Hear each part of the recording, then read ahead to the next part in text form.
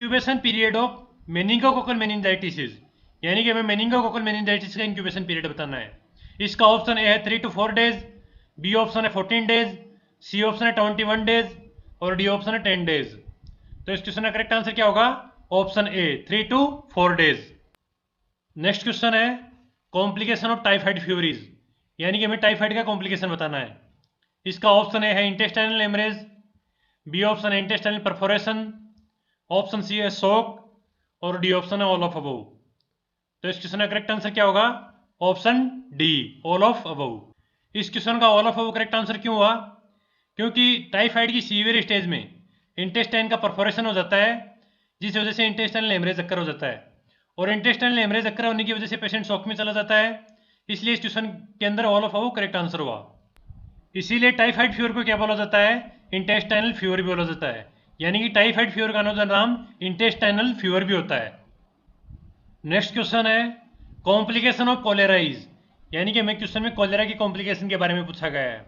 इसका ऑप्शन है severe dehydration, B option है रीनल फेलियर, ऑप्शन सी है शॉक और डी ऑप्शन है ऑल ऑफ अबव। तो इस क्वेश्चन का करेक्ट आंसर क्या होगा? Option D all of above. इस क्वेश्चन का all of above correct answer क्यों हुआ? क्योंकि कोलेरा के अंदर सीवियर डायरिया होता है, और सीवियर डायरिया की वजह से पेशेंट के अंदर सीवियर डिहाइड्रेशन होगा, और सीवियर डिहाइड्रेशन की वजह से क्या होगा? किडनी फेलियर के चांसेस रहेंगे और पेशेंट शॉक में चला जाएगा। नेक्स्ट क्वेश्चन है best indicator of growth measurement is for a child, यानी कि चाइल्ड के लिए सबसे बेस्ट इंडिकेटर कौन सा रहता है ग्रोथ मेजरमेंट के लिए? इसका ऑप्शन ए है हाइट, बी ऑप्शन है mid arm circumference, option C है वेट और डी ऑप्शन है थाई सर्कम्फेरेंस। तो इस क्वेश्चन का करेक्ट आंसर क्या होगा? ऑप्शन सी वेट।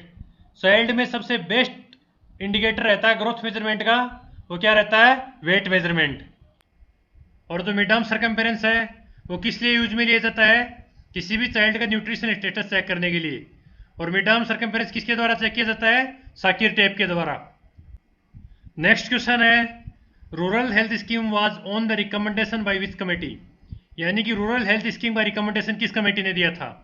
इसका ऑप्शन ए है भोर कमेटी, बी ऑप्शन है चड्डा कमेटी, ऑप्शन सी है श्रीवास्तव कमेटी और डी ऑप्शन है मुखर्जी कमेटी। तो इस क्वेश्चन का करेक्ट आंसर क्या होगा? Option C Srivastava committee.